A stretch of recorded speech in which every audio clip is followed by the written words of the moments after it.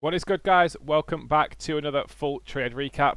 This is my fourth win out of 4 this week, and I took a short down to the equal lows on ES, and I'm going to break down exactly how this session played out, why this was such a high quality trade, and also how my stop loss once again saved me from a losing trade, and instead it was a winning trade. So let's break this down. So coming into market open, it's a very straightforward day, right? I had a bearish bias coming into the day. Reason being, we're disrespecting bullish gaps. We disrespected gaps heavily on ES. As you can see here, we disrespected this bullish gap on NQ. We're delivering from this 4 hour above as well. And yeah, I'm definitely looking more bearish. However, we did have a data high resting above, which is a short-term, very strong drawn liquidity. So, if we play a price through here, you can see we had a 5-minute gap above. So obviously I'm bearish here. However, play through to market open. So we got this wick into the 5-minute fair value gap. We then got a 1-minute short position. So what I mean by this, we were delivering from the 5-minute gap. We had a 1-minute inverse right here. I faded this setup. I will not short when we have a data wick this close above. This was a low probability setup. It is not a super high probability trade. It's more of a 50-50 trade or a 60-40 trade. You do not short when you have data wicks above. It doesn't matter about the high time frame draw. Data wicks are extremely strong. So I faded this setup and I was waiting for a continuation short. Now if we play a price forward, we actually get a pretty strong displacement down here. And coincidentally, we actually leave equal lows, perfect equal lows here with this low on the 15-minute time frame. If you go into the 4 hour here, we also failed to sweep out this major level of sell side right here. Where else did we have resting above? Right here, resting below, sorry, right here. We had the new week opening gap from the 24th of May. So I had that marked out as a new week opening gap. We had obvious 4 hour sell side, and then price decided to pull back before sweeping these lows, which was super good for me getting a potential continuation short setup. So if we just go back to here, as you can see, we left behind a 15-minute fair value gap here and a 15-minute fair value gap here.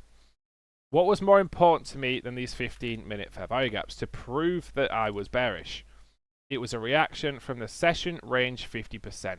A very strong condition that you should really be using in your trading. If we hit the 50% with a super strong reaction, you should definitely be paying attention to that. So, as you can see, we tapped into the 0.5 of the range there.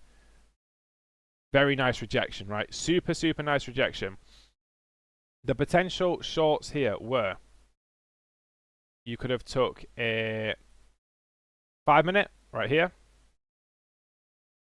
or you could have also took a 3-minute. Both had a very similar close. This was the candle close in the 3-minute, so enter on the candle close there. Stop loss resting just at the high right here, because this high should act as a rejection wick on the 15-minute time frame. We've delivered from this 15-minute fair value gap. We've delivered from the 50%. Price should not trade back to this high. So that's why I had my stop loss so high there. I simply targeted around a 1.2R to this new week opening gap. I actually got a better fill than this. I entered roughly where the 5-minute candle closed, which was here, yeah. So that was my fill there. So I was targeting the new week opening gap. However, I was willing to get out of my position when ES hit these super obvious equal lows that we had resting in the market. If we look at the 4 hour time frame here, we had equal lows below on ES. So I was waiting for them to hit. Now, if we look on the 5-minute time frame at this potential trade, you could have took this on the 5-minute or the 3-minute. You can see here that price traded up to this rejection wick, ended up respecting the rejection wick, and then displacing lower, which was super clean. Again, this is the second time this has happened to me this week. We ended up trading back up to this 5-minute fair value gap. We ended up delivering from this 5-minute fair value gap, and then price ends up trading lower. Some people went to break even here, but I called out on my stream, mechanically speaking, analysis speaking, this is not a good place to go break even. You want to be going break even at these equal lows, because we have such high resistance at your stop loss. As we've just seen, price respect this rejection block. we should definitely not trade back up there. We've also delivered from this 5-minute inception gap, and we're delivering out of a 50-minute fair value gap and a 50%, as opposed to what, this tiny swing low on the 3-minute chart. It's not a great place to go break even. So I went to break even when price swept out the obvious equal lows that we had resting below on NQ.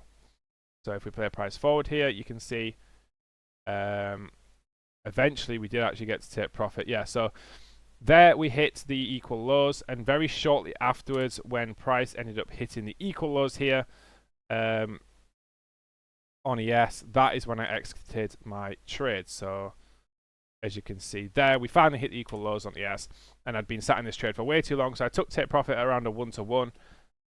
Here are my executions in my Discord.